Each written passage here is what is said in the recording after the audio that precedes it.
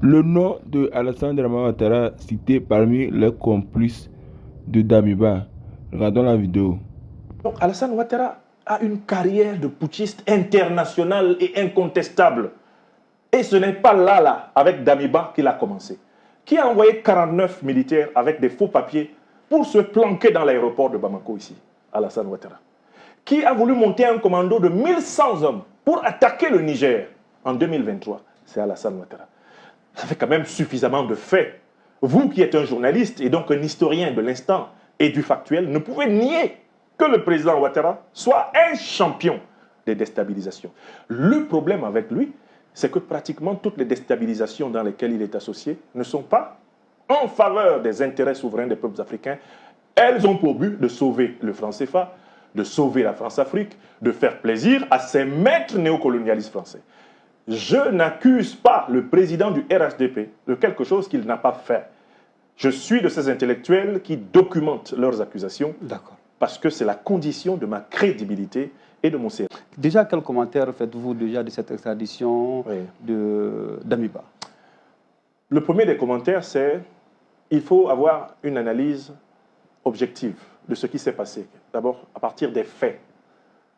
Moi, je suis convaincu par les faits qui ont été mis en lumière par la justice burkinabé qu'en effet, M. Paul-Henri Sandaogo Damiba, ancien président de la transition du Burkina Faso, ancien lieutenant-colonel de l'armée du Burkina Faso, a tenté par plusieurs fois de renverser le régime de son successeur. Pas putschiste.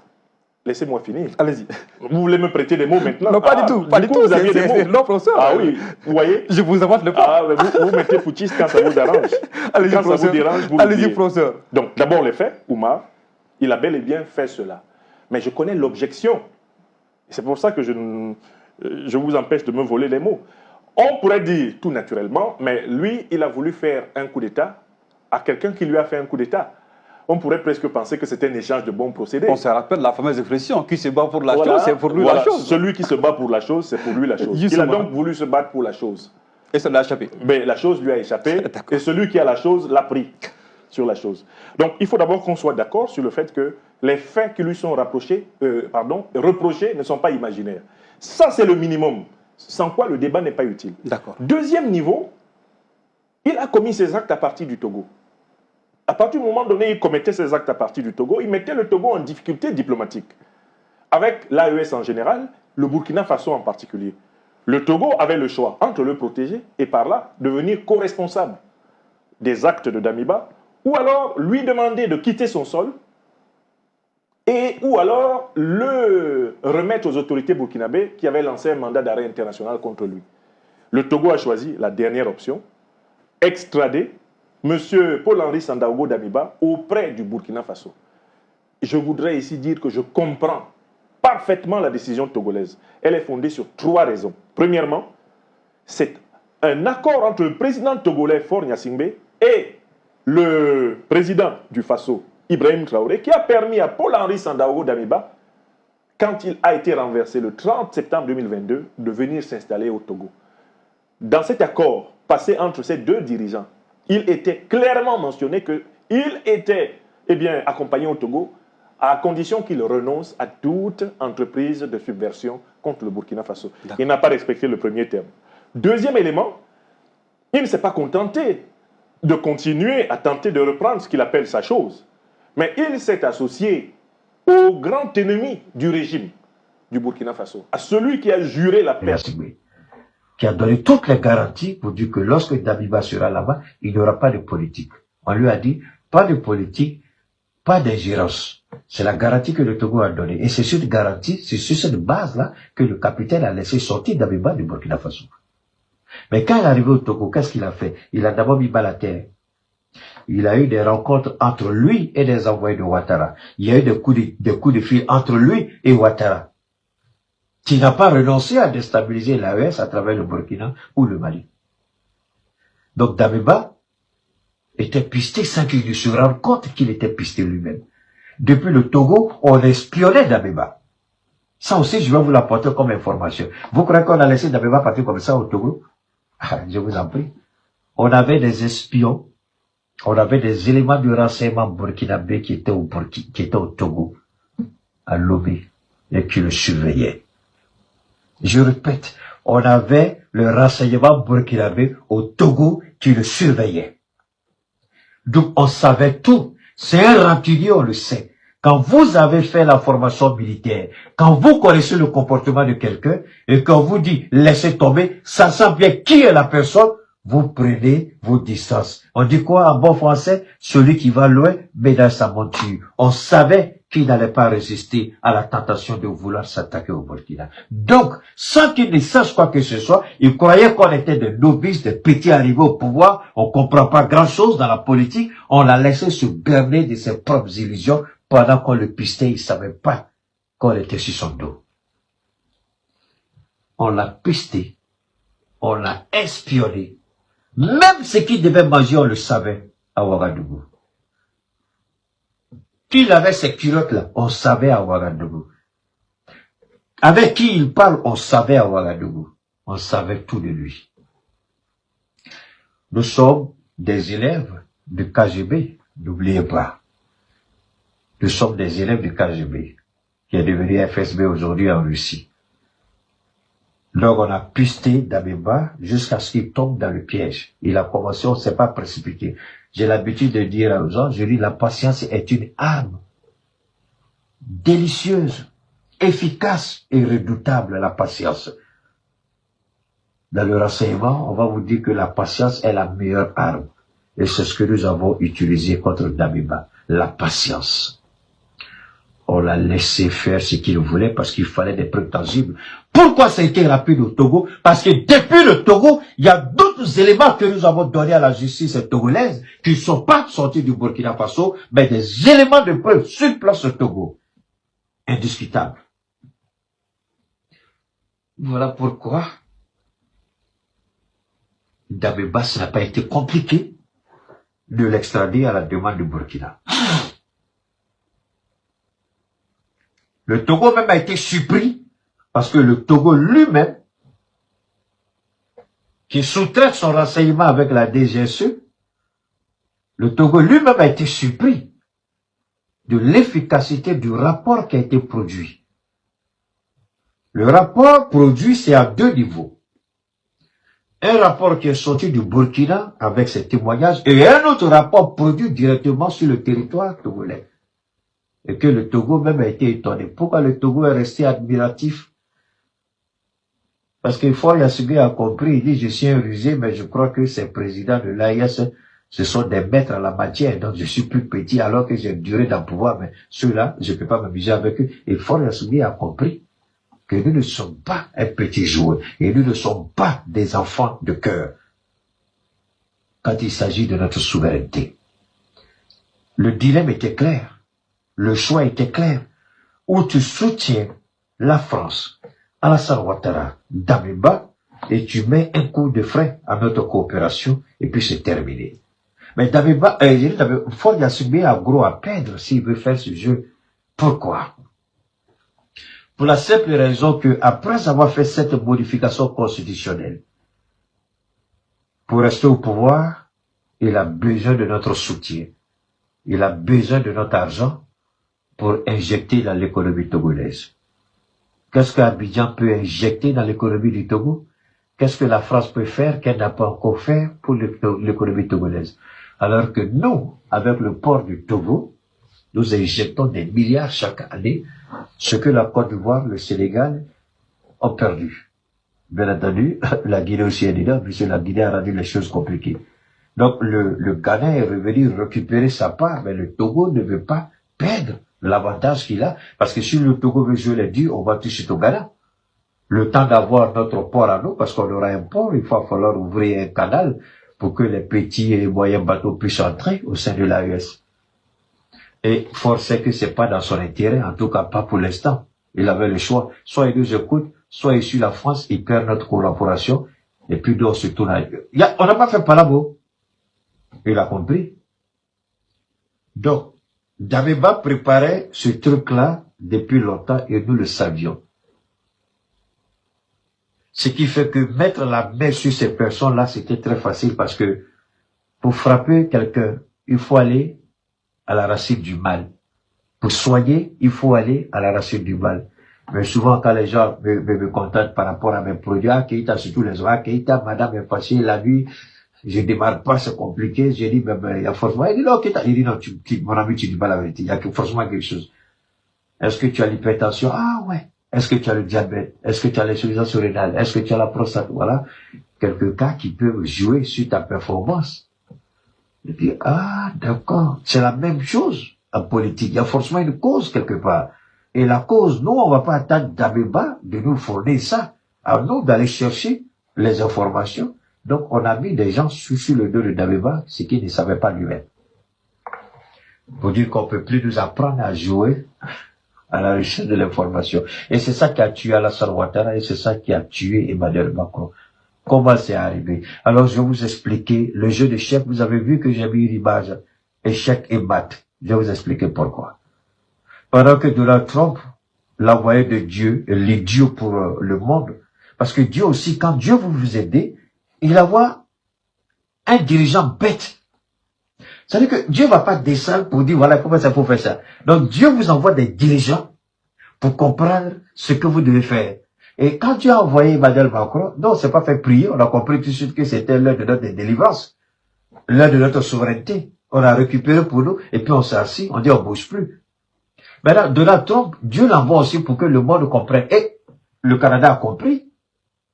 Donc, pendant que Macron fait la grande gueule à Donald Trump, il veut montrer que la France est une puissance militaire.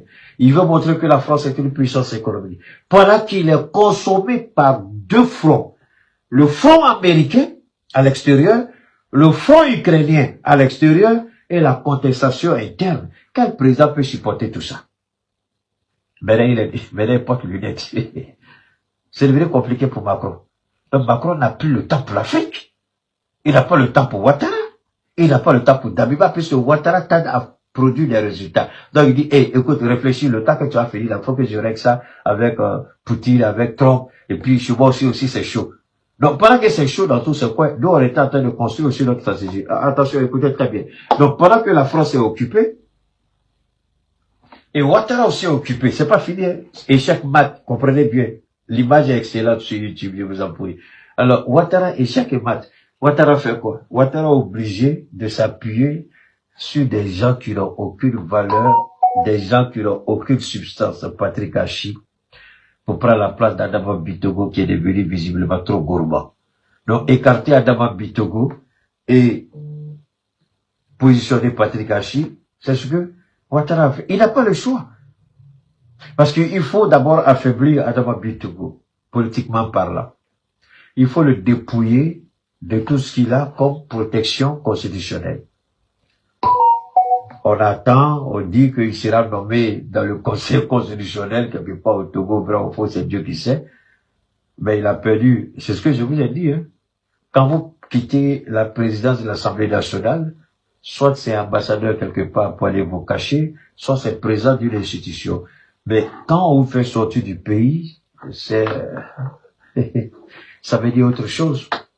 Mais si jamais il est élu, il est nommé ambassadeur ou il est nommé président de cette institution sous-régionale, le Conseil de l'Entente, ça veut dire que il doit renoncer à son titre de député, de maire, puisqu'il ne pourra pas exercer ça en tant que président du Conseil de l'Entente. Et Ouattara est très intelligent, donc il va détruire, mais il appartiendra à Adama Bitogo, soit de dire, je suis pas intéressé, c'est tout, parce que si Adama Bitogo renonce, c'est fini, Ouattara va le détruire. Comme il dit qu'il est homme de mission, donc Ouattara va l'envoyer en mission. C'est lui qui dit qu'il est homme de mission. Ouattara va l'envoyer en mission. Si je peux dire au président Ouattara, merci, monsieur le président, mais je préfère, monsieur le président, nommer quelqu'un, je préfère rester député, je préfère servir la Côte d'Ivoire en tant que député, c'est tout. Mais Ouattara peut pas l'obliger, hein. Il faut que, pour une fois, quelqu'un dise non à Ouattara.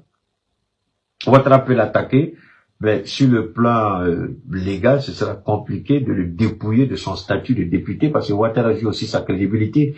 Il a fait avec Sorobio, il a fait avec Babou Laurent, il a fait d'autres personnes. Est-ce qu'il va continuer la bêtise Parce qu'à un moment donné, il va falloir s'arrêter. Donc, je crois qu'un homme du Togo doit être plus déterminé. Elle dit non, il reste parce qu'il fait l'erreur d'accepter, c'est fini pour lui. Ouattara va le détruire, c'est fini. Et je vous avais annoncé tout ça.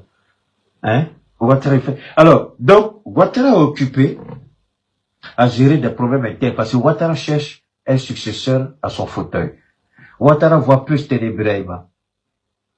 Ouattara a besoin de Ténébraïma. Merci à toi, Fatih Kaboré. Ouattara a besoin de Ténébraïma pour assurer la succession du vol. Parce que l'argent que Ouattara a volé, le jour que nous dit que sera fait véritablement sur la gestion financière de Ouattara, je jure sur le Saint-Coran, beaucoup d'Ivoiriens vont tomber en crise cardiaque.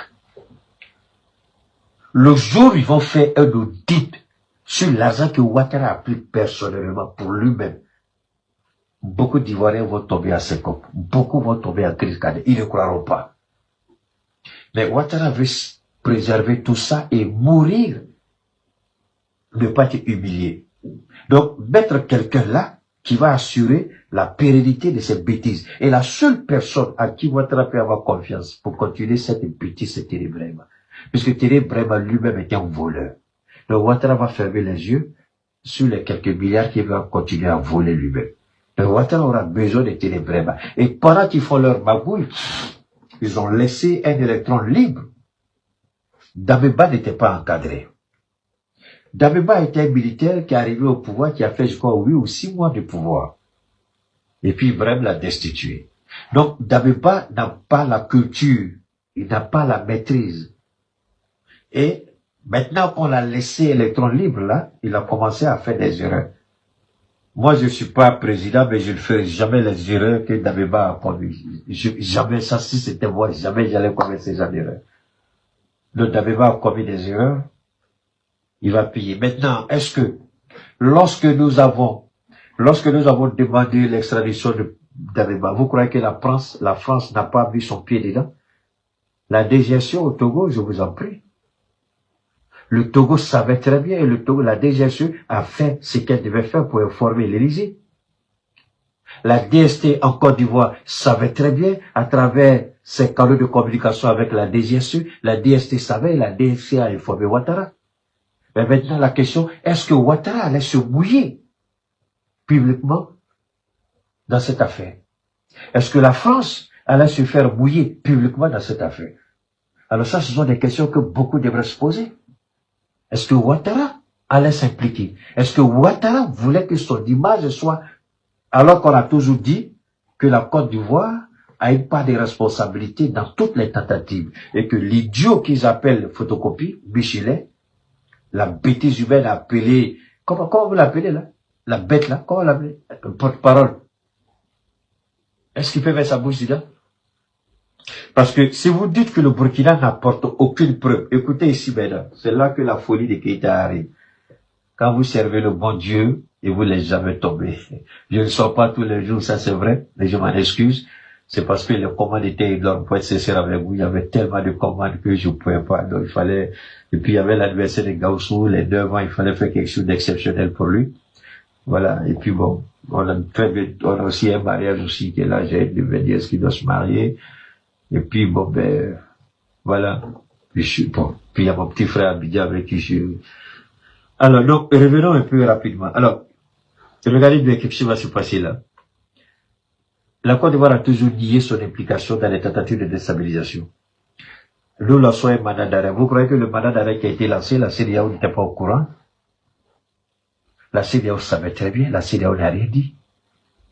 La France savait très bien, la France n'a rien dit. La Côte d'Ivoire savait très bien, la Côte d'Ivoire n'a rien dit. Parce que la Côte d'Ivoire, en voulant intervenir, allait donner raison tout de suite au capitaine. Mais, je vais vous faire écouter ça. Je vous en prie, hein. Je vais vous amener ici. J'espère que vous allez pouvoir apprécier avec moi. Hein? Voilà. Écoutez ça aussi. Ça, on va écouter ça. Président du Togo, son Excellence. Vous savez qui parle, M. Faure. Écoutez. Chaque acte que nous posons définit l'avenir. Imaginez que vous... Écoutez bien, chaque acte que nous posons, c'est votre petit idiot, la saleté de merde et la gueule de porc, la makosso. Chaque acte qu'on pose détermine l'avenir. C'est faux. Non. Donc, chaque acte qu'on pose aura des conséquences, mais ne détermine pas. C'est lui-là qui est votre pasteur. Hein. Moi, je ne suis pas pasteur. Les actes qu'on pose auront des conséquences, mais ne déterminent pas. C'est ce que nous voulons pour nous demain. Cela peut avoir une incidence. Mais chaque individu a déjà ce qu'on appelle un prédestin. Quelque chose de prédéterminé.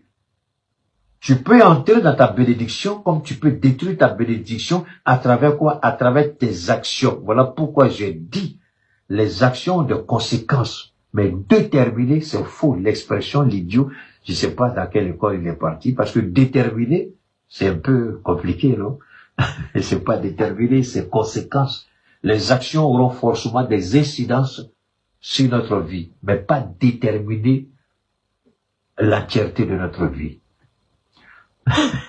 C'est un idiot. Regardez sa gueule qui est là. Alors, il dit, le fait d'avoir arrêté et extradé va déterminer quelque chose. Mais regardez bien comment son raisonnement est léger et bête. Et c'est un bâtard comme ça là qui attaque nos présidents. Écoutez bien, écoutez-le. Aujourd'hui, l'ex-président du Burkina Faso, le colonel Damiba, au président Ibrahim Traoré, et que 2 mois plus tard, il se fait exécuter, et 1 mois plus tard, le président Ibé n'est plus président de la Guinée, plutôt du Burkina Faso. Quelle explication vous allez donner à vos pères? Nous avons un petit manipulateur à la tête du Burkina qui a déjà fait enlever plus d'une 40aine de personnes dont on sait où il se trouve, qui est en violation de tous les codes de démocratie. Il n'y a beaucoup de bâtards mal élevés, fils de pute, bâtard que tu es, Makoso.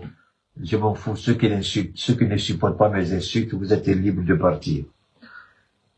Alors, Ibrahim a enlevé une 40aine de personnes. Wow. Qui a dit, gardez vos maisons, les chiens vont venir, il faut les accueillir. Qui a dit ça? C'est Ibrahim qui a dit, ou c'est Alassane Ouattara qui a dit ça? Qui a brûlé, tué des gens de façon inhumaine à Nayo? C'est Ibrahim ou c'est Alassane Ouattara? Qui a violé les règles élémentaires de la constitution de l'État de Côte d'Ivoire? C'est Ibrahim ou c'est Alassane? Qui a dit le mandat présidentiel se limite à 2 mandats? Et je le répète, qui a dit? C'est Alassane Ouattara, c'est pas Ibrahim Traoré. Qui a dit, je ne rentrerai pas dans ce faux débat de constitution. Qui connaît la constitution mieux que moi? C'est Alassane Ouattara ou c'est Ibrahim? C'est Alassane Ouattara. Qui a fait condamner Laurent Gbagbo sans aucune preuve contre toutes les règles élémentaires